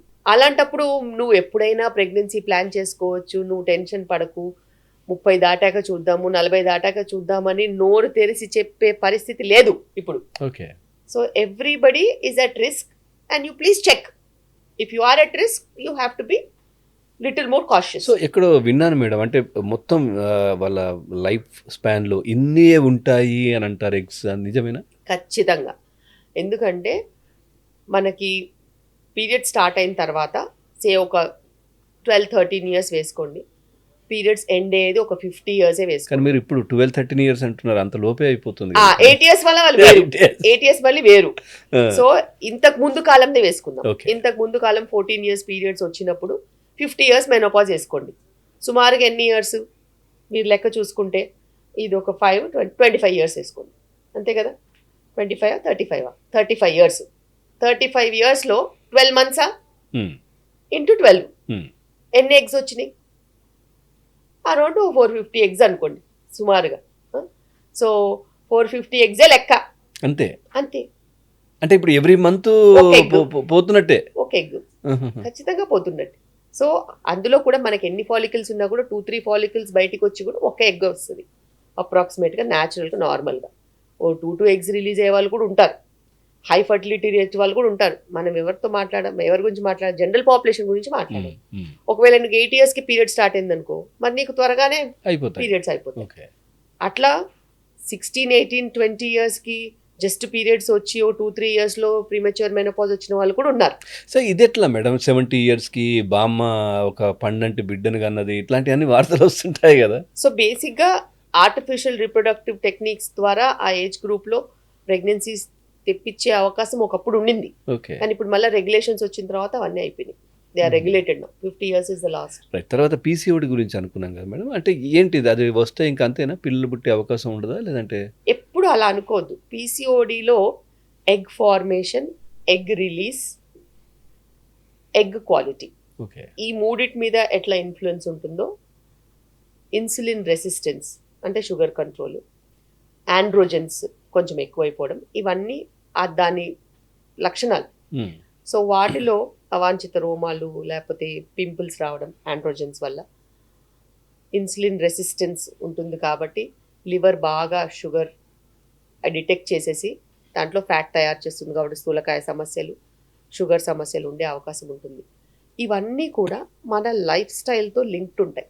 హ్మ్. మన లైఫ్ స్టైల్ని గనక మనం సెట్ చేసుకున్నట్టు అవుతే, కరెక్ట్గా పద్ధతిగా ఆహారం తీసుకోవడం, వ్యాయామం చేసుకోవడం, ఇంటి పనులన్నీ కరెక్ట్గా చేసుకోవడం, టైంకి నిద్రపోవడం, స్ట్రెస్ని దూరంగా పెట్టడం, ఫిజికల్ యాక్టివిటీతో పాటు మెంటల్ వెల్నెస్ కనుక కరెక్ట్గా మేనేజ్ చేసినట్టు అవుతుంది, స్ట్రెస్ లేకుండా పీసీఓడి కన్నా మంచిగా కంట్రోల్ ఉండే జబ్బు లేదు. మ్మ్. బికాస్ అది చాలా చాలా కంట్రోల్ అయ్యే ఛాన్సెస్ ఉంటాయి. కానీ ఇవన్నీ పిల్లర్స్, దానికి ఏ ఒక్క పిల్లర్ సపోర్ట్ లేకపోయినా కూలిపోతుంది అన్నట్టు అన్ని సవ్యంగా ఉండాలి. సో ఎవరిని చూసినా ఎక్కడ చూసినా పీసీఓడి సమస్య ఇదే వినబడతా ఉంటుంది. ఎందుకంటే ఇది తల్లి గర్భంలో నుంచి వచ్చేది. మ్మ్. ఒకవేళ తల్లి గర్భంలో గనక షుగర్ ఎక్స్పోజ్ అయితే, మదర్కి డయాబెటీస్ ఉంది, ఓకే. లేకపోతే ఎక్కువగా ఆహారం తీసుకున్నట్టు అవుతాయి, పిండి పదార్థాలు షుగర్స్ ఎక్కువగా తీసుకున్నట్టు అవుతాయి, ఆ బేబీకి high sugar high carbohydrate expose అవుతాయి తల్లి గర్భంలో, ఆ ఎక్స్పోజర్తో కూడా పీసీఓడి వచ్చే అవకాశం ఉంటుంది.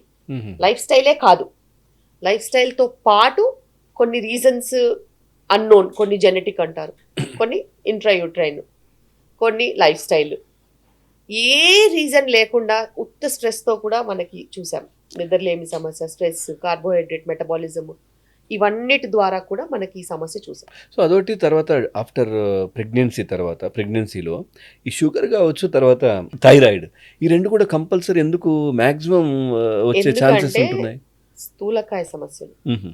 ఇప్పుడు వెయిట్, బిఎంఐ మదర్ది ఎప్పుడైతే మారిపోతుందో, ఏషియన్స్కి ఒక రిస్క్ ఉంది, ఇండియన్స్కి స్పెషల్లీ ఇండియన్స్కి ఈ డయాబెటిక్ రిస్క్ అనే జీన్ ఉంది ప్రెగ్నెన్సీలో. మ్మ్. సో వాళ్ళకి ఆల్రెడీ ఆ రిస్క్ జీన్ ఉండడంతో వాళ్ళకి స్థూలకాయ సమస్యలు ఉన్నా, పీసీఓడి ఉన్నా, లేకపోతే వాళ్ళ ఫ్యామిలీ హిస్టరీ ఆఫ్ డయాబెటీస్ ఉన్నా, ఇవన్నీ 4 times 5 times రిస్క్ అయ్యి మనకి ఈ ప్రాబ్లమ్స్ వస్తున్నాయి. ఖచ్చితంగా వస్తుంది. సో ఖచ్చితంగా. అదేవిధంగా మేడం, ఇప్పుడు మనం ఈ లైఫ్ స్టైల్ గురించి మాట్లాడుకుంటున్నాం కాబట్టి, ఇప్పుడు ఎక్కడ చూసినా మనం హైటెక్ సిటీ ఆ ప్రాంతానికి వెళ్తే మేల్ ఫిమేల్ ఇద్దరు కూడా ఈ స్మోక్ చేయడం అంటే కనిపిస్తుంటారు. అక్కడనే కాదు Correct. సార్, చాలా రేర్ అంటే ఈజీగా కనిపిస్తున్నారు ఎక్కడైనా, ఆల్కహాల్ కావచ్చు లేదంటే స్మోకింగ్. సో వీళ్లకు ఇబ్బంది ఉండదా? Smoking is one of the major factor for premature ovarian failure okay. And bad egg quality. మ్మ్. ఎందుకంటే ఈ స్మోకింగ్లో వచ్చే కెమికల్స్ బాడీలో ఏ ఆర్గన్ని వదలదు, అలాగే ఓవరీన్ కూడా వదలదు. ఎగ్ క్వాలిటీని చాలా డ్యామేజ్ చేస్తుంది. ఎగ్ క్వాలిటీతో పాటు కౌంట్ కూడా తగ్గిపోతుంది, ఏజింగ్ కూడా పెరుగుతుంది.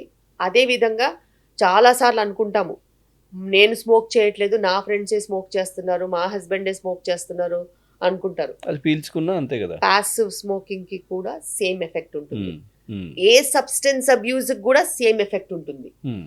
So smoking, alcohol, substance abuse కనిపించినంత కంటే కనిపించని ప్రాబ్లమ్స్ క్రియేట్ చేయడంలో నంబర్ 1. ఎవరికి ఎక్కువ ఎఫెక్ట్ ఉంటుంది మేడం, మేల్ ఫిమేల్? ఇద్దరికి ఎఫెక్ట్ ఉంటుంది. ఉమెన్కి ప్రెగ్నెంట్ అవ్వరు కాబట్టి తెలుస్తుంది, మెన్కి చెక్ చేయించుకోరు కాబట్టి తెలియదు. కానీ మెన్ సిమెన్ క్వాలిటీ టెస్టింగ్ పెడితే 10 ఏళ్ల ముందున్న క్వాలిటీకి ఇప్పటి క్వాలిటీకి పైనుంచి కింద వరకు ఉన్న డిఫరెన్స్ ఉంది స్మోకర్స్కి. ఎవరికైనా Okay. జనరల్ గా కూడా మేల్ స్పర్మ్ క్వాలిటీ అనేది ఆల్మోస్ట్ 4 times పడిపోయింది. అంటే ఇప్పుడు ఫిమేల్స్ ఏదైతే కౌంట్ తగ్గుతుందో, అది ఎంత ఇంపార్టెంట్, మేల్ స్పర్మ్ క్వాలిటీ కూడా అంతే అది కూడా క్షీణిస్తుంది. ఏజ్ అయినా కొద్దీ తగ్గుతూ పోతుంది. Age, stress, diet, substance abuse, environmental influences, life style, వాటి ద్వారా వాళ్ళకి చాలా స్పర్మ్ క్వాలిటీ ఇష్యూస్ వస్తున్నాయి. సో అదేవిధంగా వాళ్ళు అంటే ఇప్పుడు ఎక్కువగా సిస్టమ్స్‌తో వర్క్ చేయడం ఇట్లాంటివే ఉన్నాయి కాబట్టి వాళ్ళకి ఎక్కువగా ఈ సమస్యలు ఉంటాయంటారు? బేసిక్గా what are the effects of radiation అనేది మనకు తెలియదు. హ్మ్. లాంగ్ టర్మ్ స్టడీస్ ఉన్నాయంటారు, లేదంటారు, దానివల్ల ఏం కాదంటారు. కానీ ఎఫెక్ట్స్ ఆఫ్ రేడియేషన్ ఖచ్చితంగా ఉంది. ఎందుకంటే లాస్ట్ ఒక డెకేడ్ మనం చూసుకున్నట్టయితే ఎంత రెవల్యూషన్ ఆఫ్ టెక్నాలజీ వచ్చిందో అంతే రెవల్యూషన్ ఆఫ్ ఇన్ఫర్టిలిటీ కూడా వచ్చింది. హ్మ్. అది జస్ట్ కోఇన్సిడెన్స్ అని నేను ఎప్పుడు అనుకోను.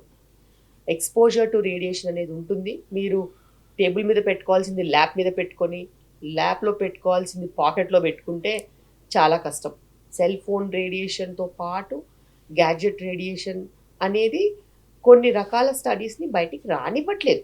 వస్తే ప్రపంచం ఏమైపోద్దో అనే భయంతో చాలా రకాలుగా చెప్పట్లేదు. ఆపుకోవడానికి ట్రై చేస్తున్నారు. Hmm. బట్ ఎప్పుడైతే టెక్నాలజీ రెవల్యూషన్ వచ్చిందో దానివల్ల లైఫ్ స్టైలే ఉండొచ్చు, దానివల్ల ఫుడ్ ఉండొచ్చు, దానివల్ల ఇంకేదైనా ఉండొచ్చు. అక్కడ ఈ 10 ఏళ్లుగా పడిపోయిన ఫర్టిలిటీ లెవెల్స్కి ఎవరు సమాధానం చెప్తారు మరి? అంతే. కొత్తగా ఏదైనా పట్టుకుందాం రీజన్. Hmm. సో ఉన్న రీజన్స్లోనే మనకి కారణాలు ఉంటాయి ఖచ్చితంగా. Hmm. సో వాటిని చూసుకున్నట్టయినా కూడా మనకి నిజంగానే కళ్ళ ముందు ఈక్వాలిటీ అనేది చాలా బాడైపోతుంది. అవును. సరే అయితే ఒక తెలిసిన అంటే అమ్మాయి చూసాం అంటే వినున్నాం మేడం.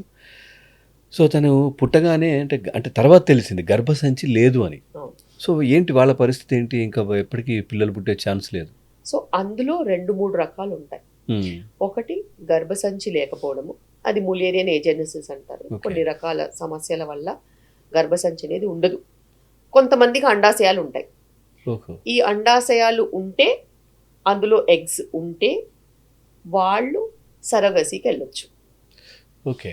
వాళ్ళ సొంత ఎగ్స్ తీసుకొని సరగసి వెళ్ళొచ్చు. ఎగ్స్ కూడా లేని వాళ్ళు ఉంటారు.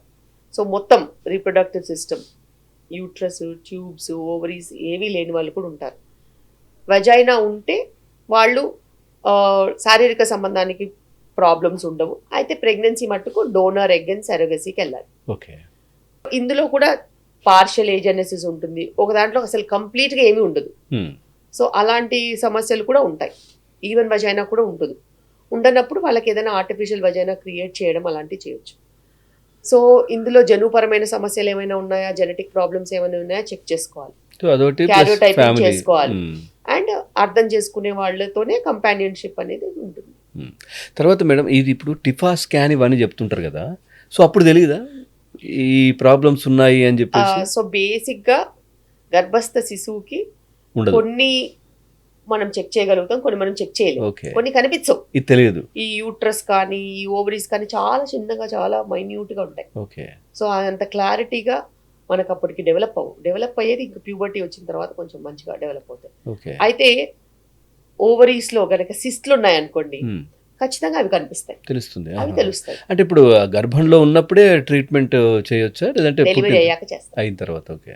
సో ఏంటి మేడం ఇప్పుడు అంటే మీరు ఇందాక చెప్తున్నట్టుగా ఇప్పుడు ఈ ఏదైతే సరోగసికి వెళ్ళాలి అంటే చాలా పెద్ద ప్రాసెస్ ఉంటుంది కదా? ఖచ్చితంగా ఇప్పుడున్న పరిస్థితుల్లో సరగసీకి లాస్ చాలా స్ట్రిక్ట్గా ఉన్నాయి. గవర్నమెంట్ ఆఫ్ ఇండియా దానికి ఒక చట్టం అనేది ఉంది. అండ్ దానికి ఒక ప్యానెల్ ఉంటుంది. హ్మ్. ఆ ప్యానెల్ దగ్గర మనం పర్మిషన్స్ అనేవి కరెక్ట్గా తీసుకోవాలి. ప్యానెల్ ఒప్పుకుంటేనే అది పర్మిషన్ అనేది వస్తుంది. పర్మిషన్ అనేది వచ్చిన తర్వాతనే లీగల్గానే సరగసి చేయాల్సిన అవసరం ఉంటుంది. అక్కడ డబ్బుతో ఎటువంటి సంబంధం లేదు. తెలిసిన వాళ్ళలోనే సరగేట్ మదర్ తీసుకుంటేనే వాళ్ళు ఒప్పుకుంటారు. సో అట్లా కొన్ని రైట్ మెథడ్స్, బెస్ట్ ప్రాక్టీసెస్ని అంటే ఇప్పుడు మీరు అనేది బ్లడ్ రిలేషన్ ఉండాలా? ఎవరైతే అద్దె గర్భం ఇస్తున్నారో మహిళ సో తెలిసిన వాళ్ళే అక్కడ ఉండాలి? మనకి డబ్బుతో సంబంధం లేకుండా ఉండాలి. ఓకే. మ్మ్. సో బేసిక్గా గవర్నమెంట్ ఆఫ్ ఇండియా ఎవరిని డబ్బుతో కానీ దేంతో కానీ ప్రలోభ పెట్టి సరగసి చేయించొద్దు అనే ఒక ఉద్దేశంతో పెట్టిన స్ట్రిక్ట్ రూల్స్ ఇవి. సో అదేవిధంగా దీంట్లో కొద్దిమందికి డౌట్ అంటే పోలికలు ఎవరు వస్తాయి? సో ఇప్పుడు మనం స్పర్మ్ కావచ్చు, ఎగ్ కావచ్చు, బయట నుంచే వీళ్ళే ఇచ్చినప్పటికీ సో వాళ్ళ గర్భంలో దీన్ని పెట్టేస్తున్నారు, అక్కడ డెవలప్ చేస్తున్నారు కాబట్టి ఎవరి పోలికలు వస్తాయి అనేది డౌట్. పోలికలు బయోలాజికల్ పేరెంట్స్ వచ్చే అవకాశాలు ఉంటాయి. మ్మ్. విలువలు సెరగేటివి వచ్చే ఛాన్సెస్ ఉంటాయి. అవునా? ఎందుకంటే ఆహా. గర్భ సంస్కార్ అంటారు. మ్మ్. అంటే గర్భస్థ శిశువు తల్లి నుంచి నేర్చుకునే కొన్ని లక్షణాలు ఉంటాయి. మ్మ్. అవి ఆ తల్లి నుంచి వచ్చేవి వస్తాయి. మ్మ్. అవి అలవాట్లు కొన్ని విలువలు ఆలోచనలు, బికాస్ అవి కాన్స్టెంట్ గా బేబీ వెళ్తాయి కదా. అంటే ఆ టైంలో స్ట్రెస్ ఫీల్ కాకుండా ఉండడం. సో ఆ టైంలో ఉన్న అనుభవాలే బేబీ తీసుకుంటుంది. అందుకే నేను చాలా మందికి చెప్తాను, కొంతమంది పేషెంట్స్ ఉంటారు కదా, నాకు డోనర్ ఎగ్తో ప్రెగ్నెన్సీ వచ్చింది, ఈ బేబీ ఎవరిలాగా ఉంటుంది అని అంటే నేను చెప్తాను వాళ్ళకి క్లియర్గా, ఈ బేబీ నీలాగే ఉంటుంది, ఎందుకంటే నువ్వు ఆ బేబీకి విలువలు ఇస్తున్నావు కాబట్టి. ఒక తల్లికి అంత గొప్ప ఇన్ఫ్లుయెన్స్ ఉంటుంది. బిడ్డలు ఎలా తయారవ్వాలి అనేది ఒక్కసారి తల్లి ఆలోచించింది అనుకోండి, అలాగే తయారవుతారు. అండ్ అంత గొప్ప ఇన్ఫ్లుయెన్స్ గర్భ సంస్కార్కి ఉంటుంది. అందుకే గర్భ సంస్కార విలువల్ని మేము ఎప్పుడూ టీచ్ చేస్తూనే ఉంటాం. మీరు ఈ మాట అన్నారు కాబట్టి గుర్తొచ్చింది, 9 సంవత్సరాలుగా మీరు ఈ ప్రోగ్రాం చేస్తున్నారు. సో గర్భ సంస్కార్ కావచ్చు, ఇట్లాంటి ఒకవేళ ఇట్లాంటి ఎవరైతే ప్రెగ్నెంట్ ఉమెన్స్ కావచ్చు, వాళ్ళ హస్బెండ్, వీళ్ళకి సంబంధించి చాలా ప్రోగ్రాంలు చేస్తున్నారు. ఏంటది, ఎందుకు అట్లా, అంటే మీకు ఎందుకు వచ్చింది ఆలోచన ఆ విధంగా? సో బేసిక్గా నేను గత 9 సంవత్సరాలుగా ఈ హాస్పిటల్ కడిల్స్ పెట్టినప్పటి నుంచి కూడాను ఈ గర్భ సంస్కార విలువలతో పాటు మనము లైఫ్లో ఎలాంటి మార్పులు అనేవి అవ్వాలనుకుంటామో, తీసుకురావాలనుకుంటామో, ప్రెగ్నెన్సీలో అది ఆమోదించే అవకాశం ఎక్కువగా ఉంటుంది. ఎందుకంటే ప్రెగ్నెంట్ కపుల్ బేబీ కోసం బెస్ట్గా ఏదైనా చేయాలని అనుకుంటారు. సో అలాంటి టైంలో వాళ్ళని ఒక మంచి ఉద్దేశానికి ఇన్ఫ్లుయెన్స్ చేయడం చాలా ఈజీ. అందుకే మేము మిస్సెస్ మామ్ అనే ఈవెంట్ పెట్టాం. ఈ ఈవెంట్లో ఇప్పుడు అందరూ పిండి పదార్థాలు మంచిది కాదు, మన ఇట్లా అని అన్నీ చెప్తున్నారు. అది కాకుండా గత 2 సంవత్సరాలుగా గవర్నమెంట్ ఆఫ్ ఇండియా కూడా మిల్లెట్స్, ఇయర్ ఆఫ్ మిల్లెట్స్ అని పెట్టి ఇవన్నీ చేస్తుంది. మేము 9 సంవత్సరాల నుంచి చెప్తున్నాం. గత 9 సంవత్సరాల నుంచి ఈ విలువలు అనేవి నేను ప్రెగ్నెంట్ ఉమెన్లో ప్రిడిక్ట్ చేసి మేము 9 years నుంచి తీసుకొస్తున్నాం ఈ కాన్సెప్ట్. ఈ కాన్సెప్ట్ వల్ల safe delivery, healthy mother, healthy baby, వీటితో పాటు ఒక హెల్దీ జనరేషన్కి కావాల్సిన బేసిక్ నీడ్స్ ఏంటి? సరైన ఆహారం, సరైన ఆలోచన, సరైన నిద్ర. హస్బెండ్ వైఫ్ ఇద్దరు కలిపి ముందుకెళ్ళాలి. వాళ్ళ ఇద్దరు ఆలోచనలు ఒకటై ఉండాలి బిడ్డకు వచ్చేసరికి. అండ్ ప్రెగ్నెన్సీలో ఎంతసేపు ఫోకస్ అంతా మదర్ మీద పెడతారు, అలా కాదు, ఫాదర్ మీద కూడా ఈక్వల్ ఫోకస్ ఉంటుంది, ఈక్వల్ రెస్పాన్సిబిలిటీ ఉంటుంది. లేబర్ అండ్ డెలివరీ కలిసి వాళ్ళు కృషి చేస్తే వాళ్ళకి నార్మల్ డెలివరీ కానీ సేఫ్ డెలివరీ అయ్యే ఛాన్సెస్ ఉంటాయి. భార్య పడే అవస్థ భర్తకు తెలియాల్సిన అవసరం ఉంది. ఎందుకంటే పేరెంటింగ్ అనేది ఇప్పుడు సింగిల్ హ్యాండెడ్తో జరగట్లేదు, ఇద్దరికి జరుగుతుంది. కానీ మరి హస్బెండ్కి కోచింగ్ ఎవరైనా ఇస్తున్నారా, ఎవరైనా నేర్పిస్తున్నారా? మేము అది కూడా అలాంటి లోపాలు ఏమన్నా ఎలా ఉండాలి ఏంటి అనేది ఖచ్చితంగా బేబీ హ్యాండ్లింగ్ దగ్గర నుంచి, ప్రెగ్నెంట్ వైఫ్ కేర్ దగ్గర నుంచి, ఫ్యూచరిస్టిక్ లివింగ్ దగ్గర దాకా ఎవ్రీథింగ్ మేము ఈ మిస్సెస్ మామ్ ఈవెంట్లో చెప్తాము, కవర్ చేస్తాము. రైట్ మేడం, ఫైనల్గా అంటే అన్నీ మారిపోయాయి, టెక్నాలజీ వచ్చింది, తర్వాత చాలా అందరూ కూడా స్పీడ్ అయిపోయారు, ఇవన్నీ కూడా మాట్లాడుతుంటారు కదా. సో ఇట్లాంటి మేల్ కావచ్చు, ఫీమేల్, ఈ సమస్యల గురించి ఎందుకు వచ్చి మాట్లాడలేకపోతారు, ఎందుకు అడగలేకపోతారు? కొన్ని సొంతంగా ట్రీట్మెంట్ చేసుకోవడము, ఏదైనా ఇబ్బందులు, అమ్మాయి కావచ్చు అబ్బాయి కావచ్చు, ఎందుకు ఇంకా ఆ విధంగా జరుగుతోంది? ఫైనల్గా ఏం చెప్తారు? సో మన దేశంలో అన్నిటికంటే ఇంపార్టెంట్ ఏంటిదంటే ఒక డాక్టర్ అనే వాళ్ళు అవైలబుల్ ఉంటారు ఎనీ టైం. మీరు కొన్ని కిలోమీటర్స్ వెళ్ళిపోతే మీకు కావాల్సినంత మంది డాక్టర్స్ ఉంటారు, కనెక్టివిటీ ఉంది, రావచ్చు, మాట్లాడవచ్చు, తేల్చుకోవచ్చు, మా వివరంగా తెలుసుకోవచ్చు. అయితే సోషల్ మీడియా వచ్చిన తర్వాత ఒక్కొక్క టాపిక్ గురించి వేలాది వీడియోస్ ఉన్నాయి. సో అవన్నీ జనాల్ని కన్ఫ్యూజ్ చేసేస్తున్నాయి. సో ఫస్ట్ వాళ్ళు దాని మీద ప్రయత్నించిన తర్వాత ఫలితం ఉంటే ఓకే, ఫలితం లేకపోతే కాంప్లికేషన్తో డాక్టర్ దగ్గరకు వస్తారు. దాని బదులు మేము ఏం చెప్తామంటే, మీకు ఏ ప్రాబ్లం ఉన్నా కూడా ఒకళ్ళని ఎంచుకోండి, ఫ్యామిలీకి సరిపడా ఒక డాక్టర్ని ఎంచుకుని, చిన్న పెద్ద అని కాకుండా సమస్యలు ఏదున్నా కూడా, అది కోల్డ్ అయితేనేమి లేకపోతే క్యాన్సర్ అయితేనేమి, 1 point of contact పెట్టుకుంటే వాళ్ళే మీకు దిశానిర్దేశం చేస్తారు అండ్ మీకు ఒక తోడుగా నిలుస్తారు. అదేవిధంగా వాళ్ళు నిలబడమే కాకుండా మీకు మొత్తం లైఫ్లో డైరెక్షన్ కూడా కరెక్ట్గా ఇస్తారు. సో డాక్టర్ అనేది ఒక ప్రాబ్లం కోసమే కాదు, ఒక మంచి సలహాలు ఇవ్వడానికైనా, సమస్యని తీర్చడానికైనా, లేకపోతే నా దగ్గర అయితే 3 పిల్లలు గొడవ పెట్టుకుంటూ కూడా వచ్చేస్తారు నెక్స్ట్ డే, ఇలా చేస్తున్నాడు అలా చేస్తాడు అనుకుంటూ గొడవపడి మనని ఏదో ఒక తీర్పు చెప్పమంటారు. ఉమ్, అలాంటప్పుడు వాళ్ళకి సమస్య తగ్గేలాగా కొంచెము మంచి చెడు తెలిసేలాగా మనం చెప్తాం. ఎందుకంటే కొన్ని వందల వేల మందిని మనం రెగ్యులర్గా చూస్తాం కాబట్టి ఇది కామన్, ఇది ఈ టైంలో కామన్. నువ్వు ఒకళ్ళు తగ్గాలి, ఒకళ్ళు కొంచెం అడ్జస్ట్ అవ్వాలి అని మేము చెప్పి పంపిస్తాం. Right. Thank you very much doctor గారు. చాలా చక్కగా నిజంగా ఇప్పటి యువత ఏ విధంగా ఉండాలి, సో పేరెంట్స్ కూడా ఏ విధంగా ఉండాలి, ఇవన్నీ కూడా చాలా చక్కగా చెప్పారు. Thank you very much. Right, చూసారు కదా డాక్టర్ శిల్పిరెడ్డి గారు చాలా క్లియర్గా, అంటే ఏ విధంగా ఇప్పుడున్నటువంటి యువత ఉండాలి, ఎప్పుడు పెళ్లి చేసుకుంటే బాగుంటుంది, అదేవిధంగా ఏ విధంగా వాళ్ళ లైఫ్ని లీడ్ చేయాలి, తర్వాత ఈ డెలివరీకి సంబంధించి కావచ్చు, ఇట్లాంటి సమస్యలు ఏదైనా కానీ ఖచ్చితంగా వీటి గురించి ఇంట్లో ఉన్నటువంటి పెద్దవాళ్ళు చెప్పినప్పటికీ, అంటే డాక్టర్ని కూడా కన్సల్ట్ అయ్యి వాళ్ళు చెప్పినట్టు ముందుకు వెళ్తూ ఉంటే, సో నిజంగా వాళ్ళ కాపురం కావచ్చు, వాళ్ళ సంసారం అంతా కూడా చాలా అద్భుతంగా ఉంటుందని చెప్తున్నారు. ఇది వాళ్ళ ఏబిఎన్ హెల్త్. తాజా సమాచారం కోసం చూస్తూనే ఉండండి ఏబిఎన్.